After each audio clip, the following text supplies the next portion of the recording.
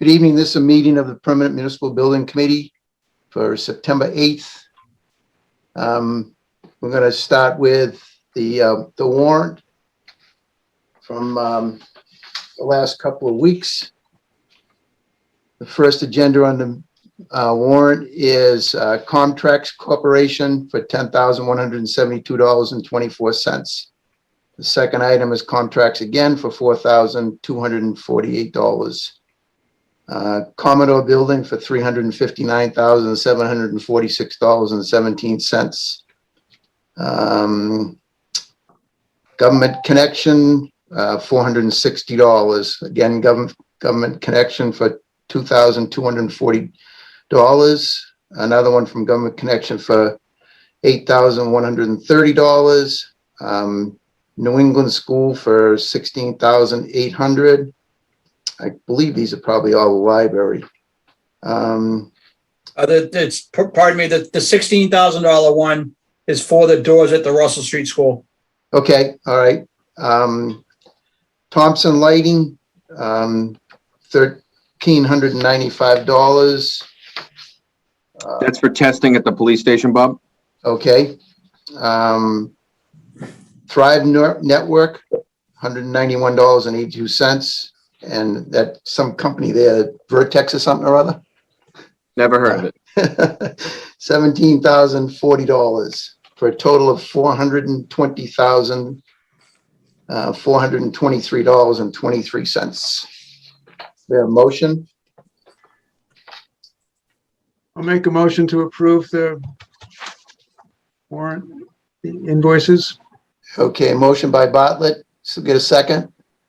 I'll second. Second by Timlin. All in favor? Timlin, Timlin Rossius, yes. Bartlett, Bartlett Harvey, yes. Brian, Brian Pasquale, yes. and me, yes. Motion passed. Approval of the meetings for the 25th. Does anybody have any comments on that? I'm all set, Bob. Okay, motion on the minutes. I'll make a motion to approve the minutes as written for the 25th. All right, Brian's motion to approve, seconded. I'll second it. All right. All right, vote. Timlin Rossius, yes. All right, Brian. Brian Pasquale, yes. Bartlett, yes. All right, me, yes. Motion passes. Okay. We did the police station and the library, the Houghton building. Unfortunately, Rich isn't here. I do see Carol, Carol Muller. I don't know whether she wanted to say something on it. It's I know Rich Carolyn Mueller. Huh? Carolyn Mueller. Carolyn Mueller, yeah. Yes, I guess if Rich isn't here, we won't get an update, huh? He did contact me today, Carolyn. He's looking for another company Okay, for another proposal. I'm not sure what it is, but it was another company that we've used before. Or we've got bids on before, so he was going to contact them. okay. I mean, understandably, we're getting a little antsy because the cold weather's coming in and that brick building holds the cold. Yes. And plus, I don't, hopefully we can get it if everything's in stock when it gets ordered too. Mm-hmm. Okay. All Yes. right, I'll wait till hear from Richard. That's all I've got from him. I have no other information from him. Okay, all right, that's fine. Okay. Thank you, Bob. Yeah. The high school roof, looking for directions on that. And Steve, Mark, I think you wanted to talk on that. Yeah, so thank you for having me. So Steve Moore and I had a short email exchange and then a quick conversation last week. Just to give him an update, I did email him some files. I emailed Steve a copy of an inspection that we had done by Garland Roofing. And a few other documents as well. So the estimate from Garland Roofing was in the range of anywhere from $575,000 to $675,000, depending on the scope of the project and other issues they might find. I don't know if you want me to share that. I can share my screen and we can look at that real quickly if you want. It's up to you. It's your call. But that's what I based the request for funds off of. So I had assumed also some additional funding was going to be needed for some design services and then a small contingency amount. So right now there's $800,000 approved under Pmbc for that section of the roof. And if you don't mind, I will share my screen and let me show you what portion we're talking about, if that's okay with you. Go ahead, Steve. Hopefully everybody can see that. I can see it, so I would assume everybody else can. Yeah, Okay. I can see it. So the area of the roof here, if you can see my mouse moving on it, the main front entrance of the school is right in this corner here. So what we're talking about is the administrative area. So these are the front offices. This is the guidance office. The nurse's office is back here. This is the front lobby of the school. That's really the section of the roof that we're talking about. And then while I'm sharing my screen, let me just switch to this as well. So in the report that we had received, which was from 2020, you can see there are a number of pictures. You can see some of the, we get standing water in here. You can see the roof is really starting to show its age. There's some issues with some of the brick that will have to be addressed. There's patches on patches. You can see patches on patches where we've had to patch different areas over the last 20 years. It's a sizable area. I think it's close to 9,000 square feet of roofing. And I know I'm going fast, but again, you can see there's patches on patches that we've had to fix. There's a lot of ductwork coming up through the roof. So that's what that is. And then there's a whole report and recommendations of possible work and things like that. So let me stop sharing now just so we can see everybody. So that's the report that I had based the initial request off of, again, and then assuming some funding for design of services and things like that. So Steve, that's really as far as I've gone on this. Steve, we got, there's 800,000 approved for the roof right now, right? Yes. Yep. And that's only Meeting. gonna cover what, 2/3 of the roof? No, that's supposed to cover at least this area of the roof. I mean, it's not the entire high school. It's just the area over the administrative area wing that we've had problems with over a number of years. Did I we would ever guess, was there I would any, guess that that's less than a quarter of the building. It's probably a quarter of the building or so. Yeah, it's probably about right. But look, I'll be honest, we're not having issues with the rest of the roof. I mean, we're not experiencing a significant number of leaks. It will need to be addressed at some point in time in the future. And I'll certainly put that on a long-term capital plan that we're being asked to put together. So that'll certainly be on there to address other areas of the high school roof. But those areas are not experiencing significant leaks such as this area has had. If you remember years ago, I don't remember 4, 5, 6 years ago, Pmbc spent, I don't know, $80,000 or $90,000 on patching a big portion of this area. So that was done, but the insulation wasn't changed. It wasn't inspected. It was pretty wet under there when they did it. So hopefully it's dried out by now. My understanding is this would, again, somebody would have to go back and check the specs, and we'd certainly have to write into the specs, but the roof needs to be pulled up. It needs to be inspected, insulation checked possibly. If there's a chance to increase the insulation and increase the R value in the roof, it might be a good opportunity to do that. as well. But that's really what this was intended to do, was that small area. Well, I won't say small, it's about 9,000 square feet. So it was designed to address that area of the high school roof that we've had significant leaks over the number of years. So I had a conversation with Steve Moore about what's the next step. The next step, obviously for PMBC to look into would be hiring a design consultant, putting bid package together, getting bids and things like that. So that's what he and I discussed in a short conversation last week. Any other questions for Steve?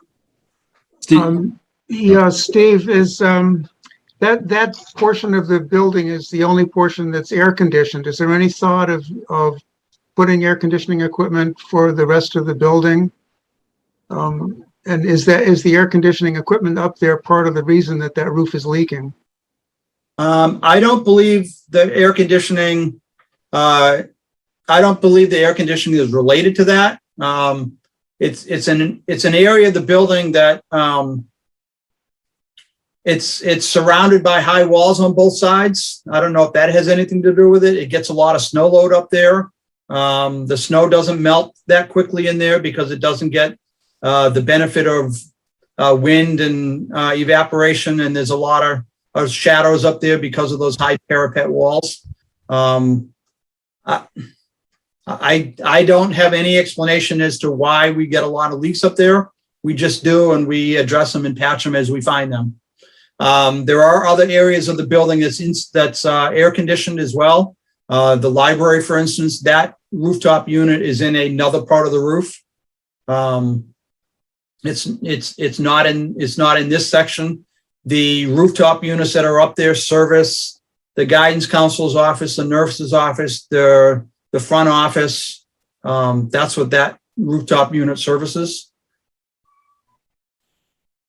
so Steve, you're not just looking at doing a one-for-one replacement of the membrane, right? We want a designer to look at, maybe changing the pitch and the drainage of the roof as well. Well, at least making sure it drains correctly into the roof drains that are up there, but also looking at seeing, once they tear it apart, making sure there's no underlying damage that needs to be fixed.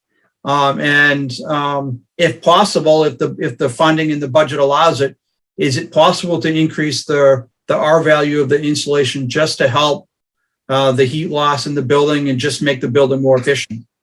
It's just something to think about. Really, primarily what we're looking for is tear the roof off, check it, replace the insulation, remembrane it, make sure everything's sealed up nice and tight. And hopefully that section is good for another 20 years or 30 years. And change the pitch so we can drain the water off it. Right. Yeah, if you can change the pitch and make sure well, again, the only place to drain the water up there is into the roof drains. There's 1, 2, 3, 4, 5. I think there's 4 or 5 roof drains up there. I don't remember off the top of my head. But there's 4 or 5 roof drains up there that, it needs to be pitched the right way so that it all drains. We do go up and regularly check those to make sure they're not clogged with leaves and all that kind of stuff. And that's happened. We find tennis balls up there. We find rocks up there. We find sneakers up there. You wouldn't believe what we find up there. So we do check the roofs regularly. But we have experienced, at least over the 15 years that I've been here, we have experienced quite a number of kind of unexplained roof leaks up there. We send the roofer up and they find a little pinhole and they fix it. So from us, Steve, you're looking to get this started with a engineer to come in, look at it, and get a bid package together. And I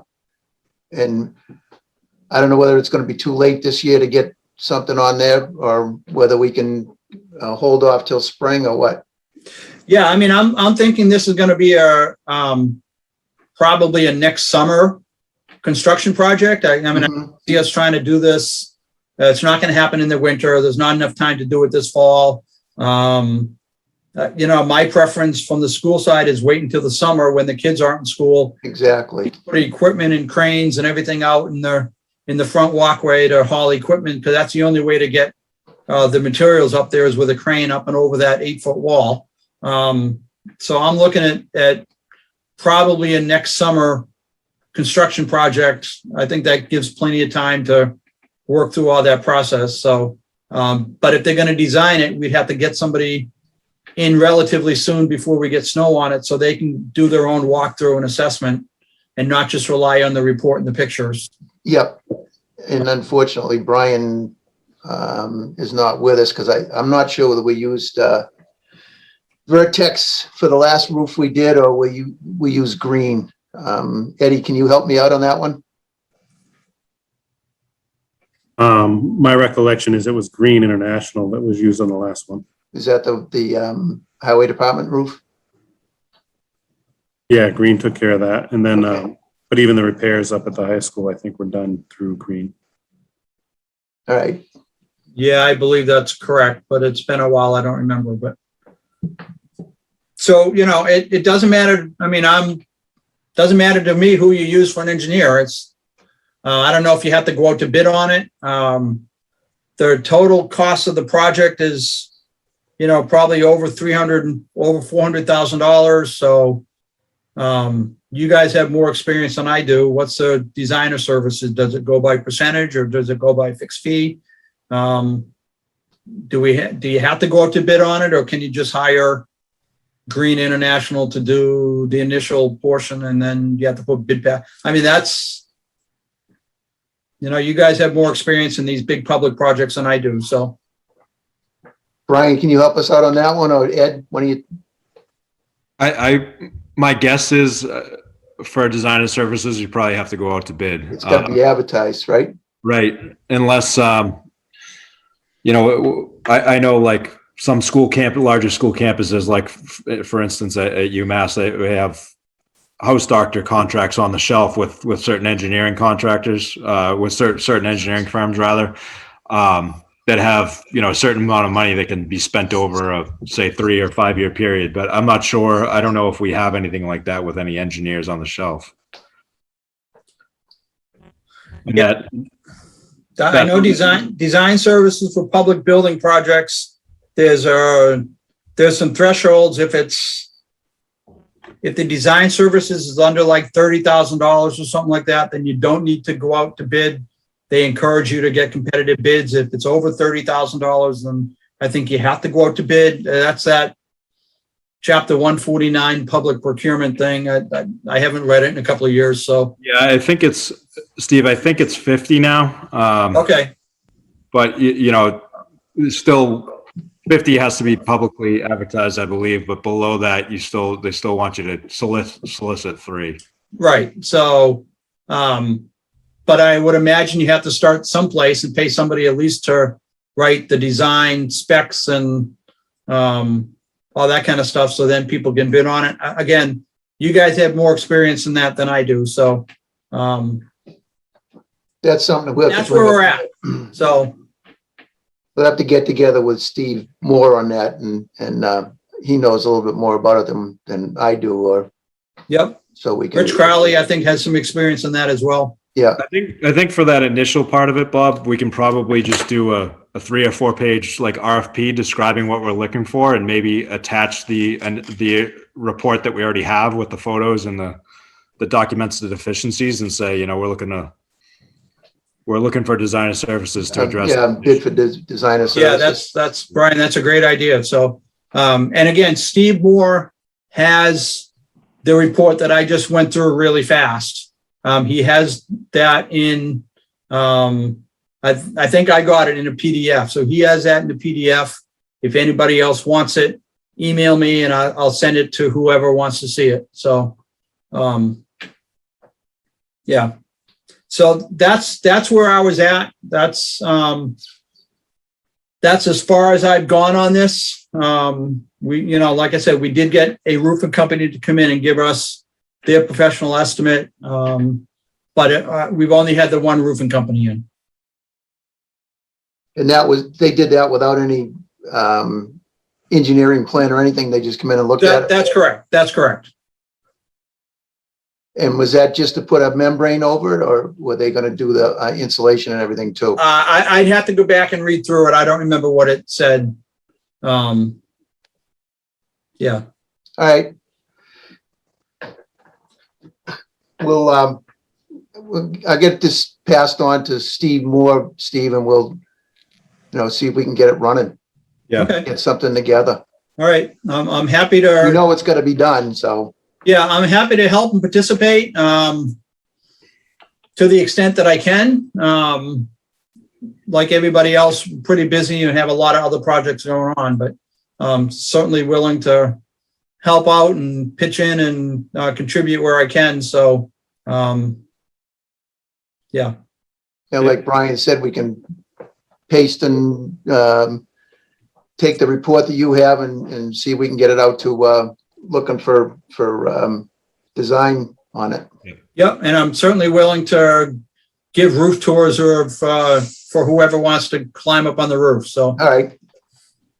Bob, I don't mind helping, if when you talk to Steve, if I can get my hands on that report, I don't mind helping to put together the RFP. Like you said, if the meat of the issues are already documented there, it should be pretty easy to reformat it and describe what we're looking for, I think.